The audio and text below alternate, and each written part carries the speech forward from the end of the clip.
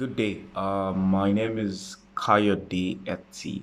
I am a safety and security trainer and consultant. If this is the first video that you're seeing, um, it's a series of videos talking about how to pass the IG2 practical section of the Nebosh IG2 program. So there's a part one that talked about the very first section in the project. The project has 4 parts, so I decided to make 4 different videos for this 4 different parts. I've gotten a few feedbacks from the part one. Basically, if you want to know what to consider before selecting the organization that you're going to use for this practical, if you want to know how much details is required from the description of your organization, how to go about your sources of information and all that, I'll do well to just check the first video.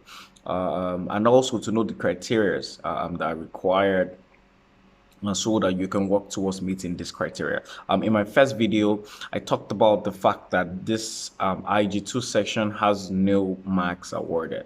It is 100% or nothing. There are 18 criteria for you to meet, and not meeting one of these criteria is going to lead to a refer. Basically, that means a redo of the entire work, the entire risk assessment. Okay.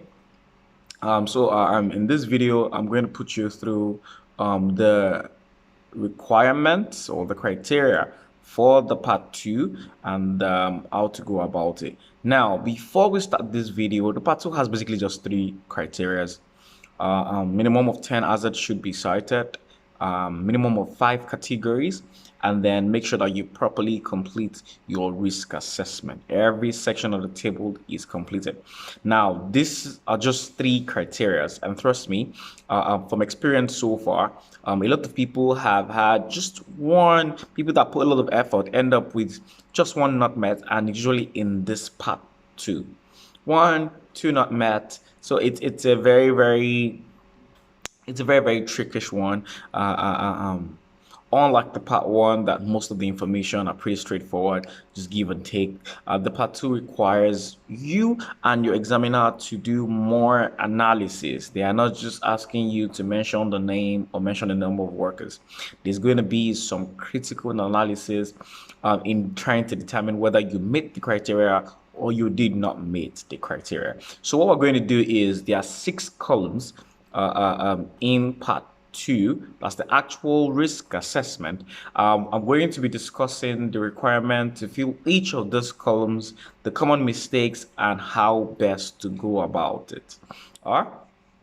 Okay, so first things first, I have seen a lot of examiners' feedback from people that have had a refair and working towards, redoing the assessment. So I take my time to review all of this examiners' feedback, just for lessons to help all the students that are trying to either do a rewrite themselves or they're trying to just start the project. Okay, so basically, one of the feedbacks I got I saw from one of the examiners is that the delegate or the candidate was writing the assessment, the risk assessment, this part 2. Most of the observations were more like inspections than an actual risk assessment. So basically, they want you to identify hazard, something big, not something like the chair was dropped there, the table was there, the fire extinguisher was not there. Something simple like that. Okay, so these things can add to your risk, or it can add to your likelihood of injury. It can add to factors that would influence your severity of injury, but it shouldn't be your actual hazard. Okay, so I'll tell you what I'm talking about in a bit. As usual, I'm going to need you to grab your own copy of the sample template.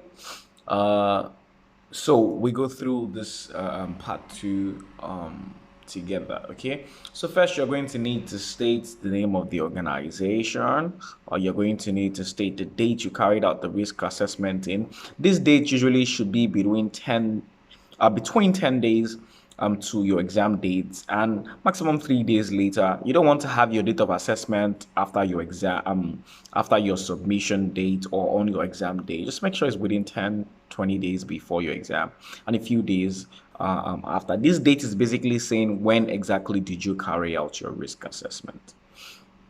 Okay, then we have the scope of the risk assessment. Basically, that is the area you carried out your risk assessment. In my previous video, I talked about deciding on the area, describing that particular area that you risk assess. You should watch that video in making a decision of your scope and the implications of that. Okay, so the very first column in the part 2 is the hazard and hazard category. This is a very, very trickish one. The minimum requirement is 10 hazards from at least 5 hazard categories. Now, I've seen general mistakes like people writing 5 hazards from 5 categories. I've seen cases where people write a lot of categories and then they write up to 10 hazards, but the categories are not the hazards do not fit into those categories. And when the hazard does not fit into the category that you put it in, your examiner is going to count the hazard for you, but they will not count the hazard. They will not count the hazard category. So I can write 7 hazard categories from 10 hazards. And then the examiner says that my 10 hazards are good observations. So they give me the minimum of that, met in that criteria. And then they go to my hazard category and they see that I've literally written a correct hazard category. I will tell you what it means to write the correct hazard category. But the category does not fit into that. The hazard does not fit into that category. Okay, so let's break it down. Number 1, for your hazard category, you have 20 hazard category in your syllabus, the entire IG2. There are topics from element 5 up until element 11. You have 20 in total. Some of your elements have more than 1 category.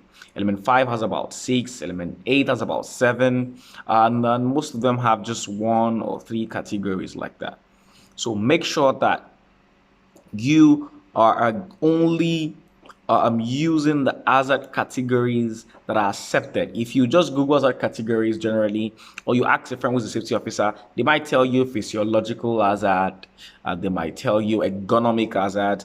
These are not accepted as a category for this syllabus.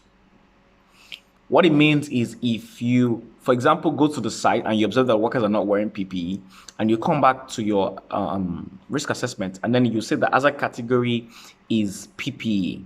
This is not an accepted hazard category, and this would lead to a refer of your work.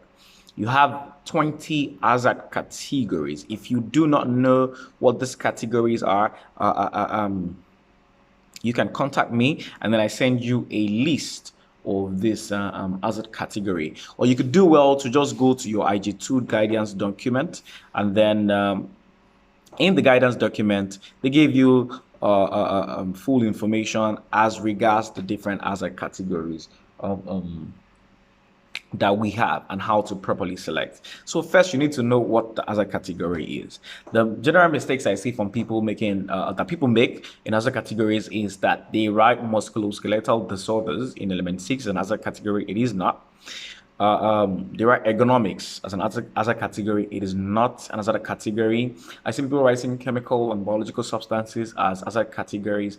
The hazard category is actually hazardous substances. So you should do well talk to your instructors, and then so that you can actually know the exact hazard categories to avoid getting a refer for this particular thing. Okay.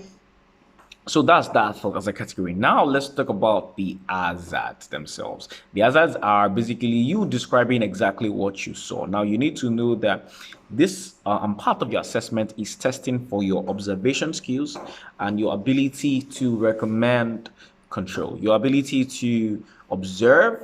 Basically, we're trying to see if you are a competent risk assessor. What does that mean? to be a risk assessor. You're able to identify problems. You're able to identify the controls present in that area or those areas for the problems, and then you're able to recommend further controls where necessary. That's exactly what your risk assessment wants you to do. Identify the problem, identify the current solutions that they have to the problem, see if these solutions require any kind of additional or further control, recommend those ones as appropriate, and then fill in the remaining columns in the rows. So let's stick with the first part, and that first part is your observation skills. What exactly did you see and how did you see it? So instead of writing something like workers were working at height, risk of falls from height, you need to give a full description, or saying something like a worker was using the ladder unsafely. These are not well described hazard.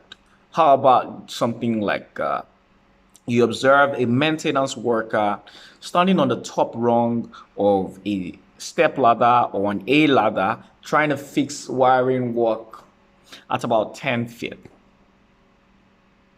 without supervision, something like that. Or you say that you observed a painter on an independent or on a mobile scaffold without proper edge protection. Basically, I said the person working, what they were trying to do, and how they were trying to do it. Just by this full description, I don't need to tell you what other category belongs to. I don't need to tell you that this is what I'm talking about. So the major mistakes that people make is they write risk in this column.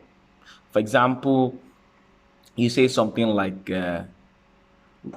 risk of slip, trips, and fall as a result of improper workstation layout, or ergonomic injuries as a result of working in poor workstation. So this is not the information you need to put in this part. Just describe what you saw, right? Describe exactly what you saw and how you saw it. For example, I don't need to say risk of inhaling hazardous substance. I could just say something like observe a truck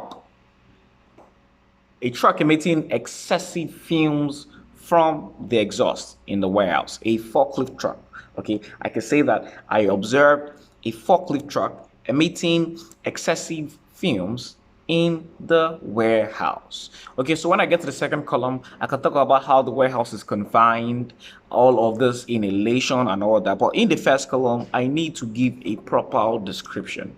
Now, this information I'm putting in the first box should not make it seem as if it should be an activity, right? You don't make it seem as if you are doing an inspection. It should be whatever you are writing should be able to fit in a certain category, right?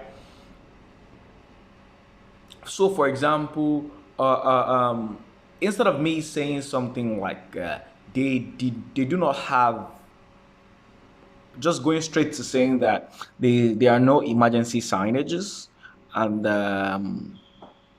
no emergency exits identified, no muster point identified. They probably don't even have fire extinguishers.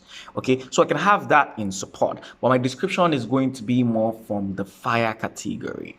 That would make it feel, more.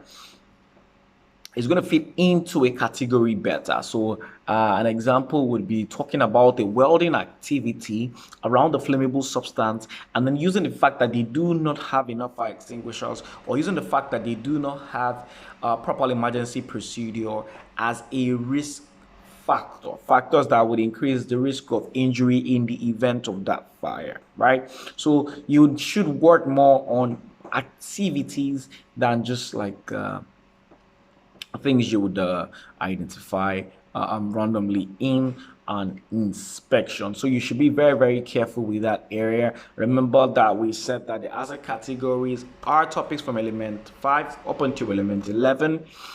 Your hazards need to fit into those categories. That's our next discussion now. You can actually have an hazard that does not fit into a particular category, or you have an hazard that really it fits into way too many categories and it would end up confusing you and your examiner.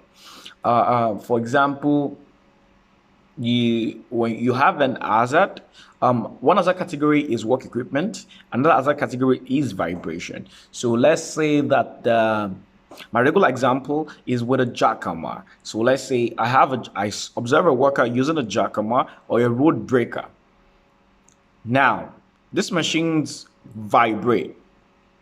They're drilling machines that vibrate. However, we can also have them not properly maintained and then they start to give off excessive vibration.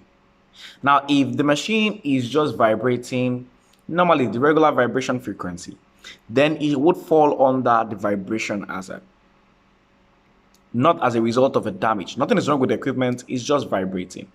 So it falls under that category, vibration. So observe a worker working on with the jackhammer without the proper vibration gloves, with awkward postures and all that. Now the risk of vibration, the exposure to vibration would now lead to injuries like and vibration syndromes, the blanching in the finger, issues with joint blood circulations and all of that. So sometimes your hazard, it fits into more than one category because of the way that you are describing it, right?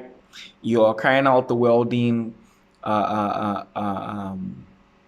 activity, for example, whatever type of welding, arc welding. Now, this could lead to, you could focus on the radiation, the UV from the welding. You could also focus on the risk of fire from the welding fume. So it depends on how you describe the hazard. Just make sure that the hazard fits into that category, because you just writing fire does not mean that that fire category has been accepted. Your examiner is going to look at the hazard you have written in relation to that category and see if they match. If the hazard is correct, you get a mark for that hazard. If the hazard does not fit into the category, then that category is not counted for you. So you have to be very, very careful. Now, we're going to move to the second column. The second column is about who might be harmed and how. Now, most people, straightforward, they just general mistakes they make is just focus on one person that might be harmed. Now, remember that your examiner is using, like I said in my previous video, whatever information you've written in part 1, it's sitting in the background for your examiner. So you've talked about 3,000 people, 2,000 people, 200 people, 500 people working in a workplace. And then you've talked about them working in different sections and different departments. And then when you get to this second section of your risk assessment, you start saying the worker might be harmed, the plumber might be harmed. Now, your examiner has already has a picture of that workplace from whatever description that you have given. So sometimes the hazard would pose a risk to just one person. It will be clear. So if I'm using a machine like an handheld machine, for example, a screwdriver, a knife, if there's going to be a risk of cuts, it's most likely going to be me. However, we have some hazards like noise, radiation, exposure to hazardous substances. Sometimes the machines you're using even have the auto-run devices where the machine, like a chainsaw, for example. When I'm using a chainsaw, it's more of a risk to the people around me than me using it because of the true hand control guard that these machines, the auto-run control guard, rather, that these machines come with. So you have to be very, very careful, and you have to make sure that you state the different categories of people. So a very simple way to do that is, after writing my hazard, for example, let's come up with one hazard. Let's say, okay, fumes, like we stated before, fumes from a forklift in a warehouse. So the forklift operator is going to be exposed to the fumes. The other workers in the area might be exposed to the fumes. Visitors that come visiting in the area, the inspectors that come to that section might also be exposed to the fumes. That's the who might be exposed. Now, most people usually forget the how they might be exposed. Now, the how they might be exposed is basically talking about the likelihood. What is the likelihood that people are going to come in contact? What are those factors that surround the likelihood? An example is the number of time they spend in that warehouse. For example, the operator is going to be at an increased risk of injury or as a result of exposure to that fumes because of the time is spent, its proximity. In this case, people around are also at risk. That is, the workers in the warehouse stacking materials are at more risk than the operator because some of them are going to be working close to the exhaust. The operator is at risk, obviously, but these workers are going to be around and they are at more risk. The time they also spend is a risk factor, is in how. Now, if they have any pre-existing condition, that's also on how they might be harmed. Are they wearing any kind of protective clothing? That's also on how they can be harmed. Are they even aware that this is an hazard? That's another a factor that goes into how they might be. Do they have any pre-existing respiratory issues? These are the factors that can influence the how. So do not just mention the who and forget the how. And when you're mentioning the who, make sure that you don't focus on just one category of people or persons. Make sure that you also look at the other categories of people that might be exposed, and this would also come into your how. Now, when you're done with the how, you also need to talk about the possible injuries as a result of exposure. Just a few injuries in a progressive manner. For example, if they're exposed to fumes, there's going to be some kind of irritation, respiratory irritation, maybe even sneeze reflex. They might be nauseated. If they stay in that place for a long time as a result of exposure to this monoxide, it might lead to unconsciousness, dizziness, and all of this, or possible asphyxiation as a ultimate health effect. So basically, you're doing the who, the how, and then you're also talking about the few injuries that they might be exposed to. So be very, very careful with this second section. Okay, now we go to the third part. Now, this part is what you are already doing. Basically, they're asking for the current controls in relation to that hazard. What are the current controls that you have in that workplace in relation to the hazard that you have mentioned? Keyword, in relation to the hazard that you have mentioned. What are those current controls they have? Now, most people would say there are no current controls. You have to look hard, make sure you find, because you don't want to leave this space blank in all your hazard. Then your examiner is going to feel as if you're making stuff up or you're not just being factual. It's always something that they are doing, and make sure if you look carefully, I think the problem is that most people actually just try to, create an hazard, or they try to look out for the most dangerous things with least controls in the workplace. Now, because of the template of this risk assessment, you can bring hazards that there are a lot of controls in place for already.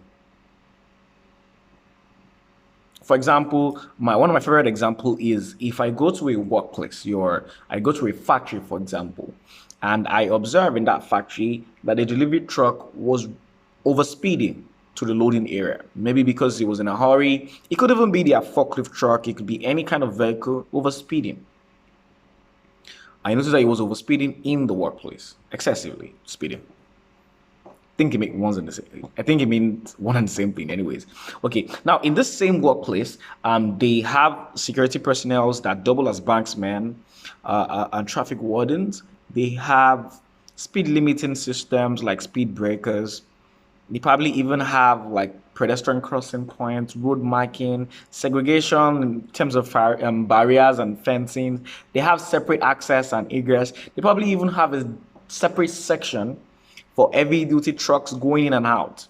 Now, that does not mean that I'm not going to cite this speeding as an hazard. It just means that all of these things I've mentioned will come under what you are already doing.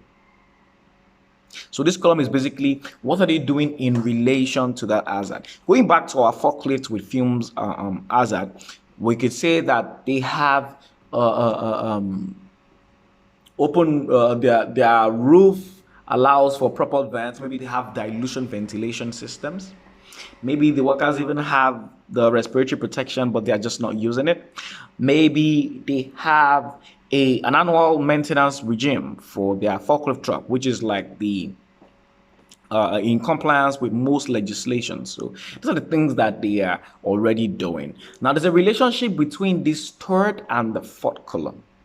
I'll say that very, very, very slowly. There's a relationship between the third and the fourth column. The third column is what are they already doing? What are you already doing? Now, in most cases, people actually misinterpreted this. I got feedback from people that misinterpreted this like a knowledge-based mistake as the examiner asking them what they are already doing. No, they're not asking you what you are about to do after you observe the hazard. No, they're asking you what was in place to control that hazard, that risk from the hazard before you identified the problem.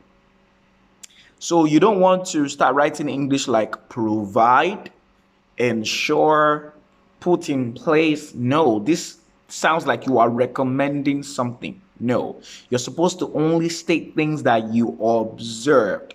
So you don't want to start writing as if you are just recommending it, because then that you're going to be confusing your examiner. And then your examiner's work is not to see what you are trying to say, it's to look at what you're trying to say and take it as face value. That's the best that it can do. Okay, so now what you're already doing, remember I said that things are in place to control that hazard before you observe that particular problem. Now, the fourth column now is what further actions are required. This is where they're asking for your own recommendations. What kind of additional controls do you think we can put in place? Now, the relationship I talked about between the number 3 column and number 4 column is that the more you have in number 3, that is, the more controls they have in place, like my example of having all of these controls in place for their vehicle movement. It means that I'm going to have less things to recommend.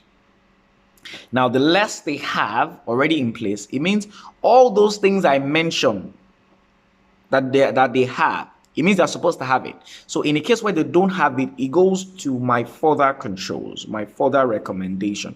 The more I have in column number 3, the less I have in column number 4. The less I have in column number 3, the more I have in column number 4. In simple English, if they are doing little, you recommend more. If they are doing more, you might just need to recommend a little.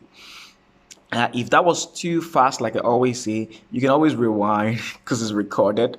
And another thing with the relationship is that sometimes there are things that they are doing currently, or they have in place currently, but they're not enforcing it. For example, in my warehouse, I said it's COVID period, so usually everyone's wearing a mask. So that means that they might have provided a mask, but the workers were not wearing it. That does not mean I'm not going to put the provision of masks in what you are already doing. Column number 3, what you're already doing. The workers were provided with a mask, though it wasn't enforced. Then column number 4, enforce, supervise to ensure the use of masks or respiratory protection, right? That reminds me, either for column number 3 or for column number 4, when you're recommending controls like trainings, like PPE, you have to be specific. Whatever controls you're recommending, don't just generally. What exactly? What type of respiratory protection are you talking about? What type of hearing protection are you talking about? What type of face protection are you talking about? What type of overalls are you talking about? Are you talking about hazmat suits? Are you talking about regular coveralls? Are you talking about non-conductive? What kind of PPE exactly are you trying to refer to? You have to give this in full details to avoid the examiner from giving you a not met when it comes to filling the information in your risk assessment. Okay, so that's the column number 3 and then column number 4. Now, when it comes to column number 4, you're recommending controls, and these controls have to be realistic. The controls have to be realistic. They have to be in line with the hazard. Don't just identify hazard from fumes and forklifts and then start talking about buying a crane, start talking about good communication with management. No, just make sure that your control measures are in line with whatever hazard and the risk factors surrounding the hazard.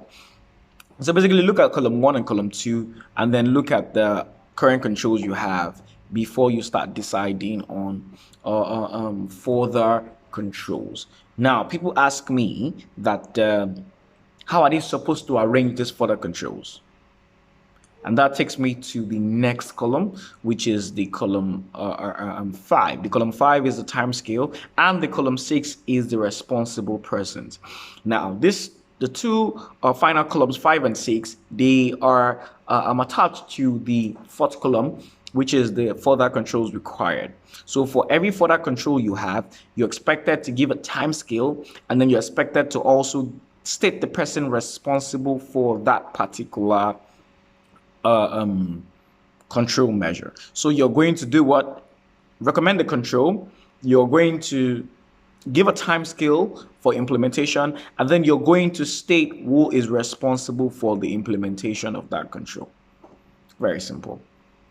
Okay, so now the question I get is, what is the arrangement? Ideally, I will say that you should start from immediate control and then work your way down to further controls. Now, another way you can do it is you follow the hierarchy of control and then start from elimination all the way down to immediate control, right? You start with hazard that would eliminate the problem entirely. For example, my forklift truck with fumes, something that could eliminate that problem entirely could be the provision of a battery-powered forklift. No fumes, no noise. My overspeeding in the workplace, something that can control that. If it was an highway, for example, might be a speed limiter. So basically, you can start with elimination, or you can start with control measures that attack the problem and then go all the way down to elimination. What I don't like, or what looks like a misarrangement, is when you have control measures with timescales of 6 months, and then you follow with one of 1 week, and then you follow one of 1 month. No, two ways to arrange. Either you go with the elimination, that is the highest, and then you come down to lowest, or you start with the lowest and come down to the highest. So there should be some kind of arrangement. And make sure that your control measures, they follow. For example, for my forklift with the noise, if I want to go from immediate to further controls, my first control with the fumes rather, my first control could be to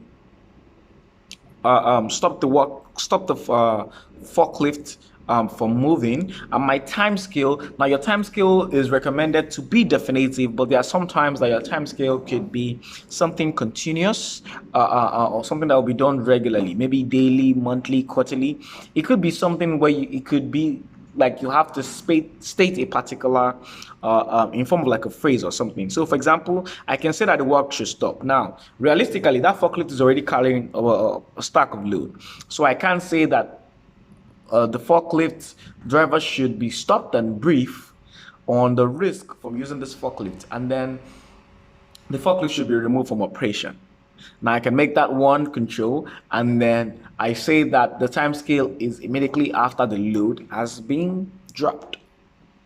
I could do it that way, or I can say that the forklift should be stopped and the driver brief on the risk from using this kind of or continuous use of a damaged equipment. Like that. And then I say that this briefing should be done in 10, 15, 20 minutes. So you can have some controls that you have to put a time scale of immediately. I get that question all the time, that immediately, is that a time scale? There's some things that you just, for example, you see a worker that is about to short circuit with a main supply. And then my first control is to stop that worker. And you don't want me to say immediately, 5 minutes, in 2 minutes, in 1 minute, in 3 minutes, in 30 minutes. It's not realistic. Your examiner is looking to make sure that your control measures are realistic. Remember that. So if you're not satisfied with any information on the hazard, you either do away with it entirely, or you be as factual as possible. So you want to make sure that you go your time scale this way, and then The responsible persons. The responsible persons, what you're going to do is you're going to write the job roles of this person. That's what you're expected to write. Not the person's name, not Kayode or something like that. No, what is their job role? Are they the safety officer? Are they the production manager? Are they the finance manager? And most people tell me, how do I assign this responsibility? I say it depends on your organization. What is your structure like? If I carry out my assessment in a car wash, for example, then you should not be seeing something like housekeeping manager, procurement manager, except obviously is what's the name of this? I think it's in Germany. This one of the greatest car wash. Oh, then you can have like a structured thing. But after describing that we have 10 workers, one of his structure, and then I now say that out of that 10 workers, there's HR manager, there's financial manager, there's procurement manager, there's general manager. Come on. That's very unrealistic. So the structure of your organization will determine. However, if I'm carrying out my assessment in a very well-structured environment, these people can be used as responsible person. Now, how do I now assign the roles, or what's my examiner looking out for? The examiner is looking out for a control in relation to that job role. So if I have a security manager, and then the control measure is access control, purple access and egress control, in and out the premises, yeah? And I have a security manager. That person is responsible because that's be around their job description. You shouldn't also give it to the security guard. It should be the security manager, the person managing that particular area. If I have an housekeeping issue, it should be the housekeeping manager, housekeeping supervisor, who is controlling that part, who has the responsibility for that particular activity. That job, that activity, that control measure is in whose job role, whose job description. So it depends. It depends on the structure of your organization. If you're using a construction site, you might have a project manager, site engineer, safety manager, foreman, all of these things. This would factor into you deciding the responsible or the person's responsible. The tips before I go, not tip before I go, is basically make sure that you have a lot of controls. I've seen where people just have like 2-3 control measures, maybe 2 in current controls, 3 in further controls. That's very lazy. Makes your work look really scanty. I'm sure you have a copy of the sample. You see how elaborate, how well you can work around these controls. So you need to be very, very, very careful with that. Now remember that there are 3 criteria in this particular part. Number 1, minimum of 10 hazard. We talked about how to go about that. Number 2, minimum of those hazards should be from a minimum of 5 categories. We talked about how that works too. The last part is the tricky part. The examiner needs to now assess your entire work to see that every information required in these 6 columns for every hazard has been fulfilled. Have you described the hazard properly? Is he from as a category? Have you set a reasonable amount of people that could be harmed, and how? Have you talked about a reasonable current controls? Have you recommended good control, further controls? Have you written timescales for every control measures recommended? Have you assigned a person responsible?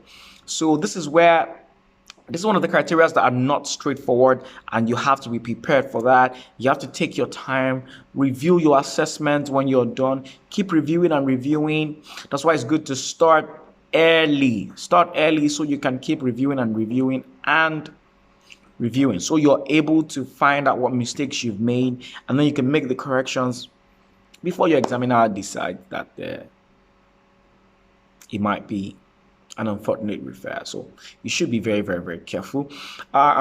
Most common unnecessary mistakes are people not writing time scales for all their control measures. That would get you a refer. People not writing. It's usually as a result of missing, not properly aligning your work. So you think that you've written control measures, time scales for everything, and you've not. So you do well by counting 1, 2, 3 if possible. Make sure that all your controls have a time scale, and then they also have a responsible person, because you can get a refer just for forgetting to put one responsible person for one control, or forgetting to put a time scale if your examiner pays attention enough to determine that. So you have to be very, very careful. I hope we've been able to get the required information, excuse me, for this part. If you have any further questions and clarifications, I will be looking in the comment section to see as many as I can answer. And then let me know how soon you want me to do the part 3. Okay, masala.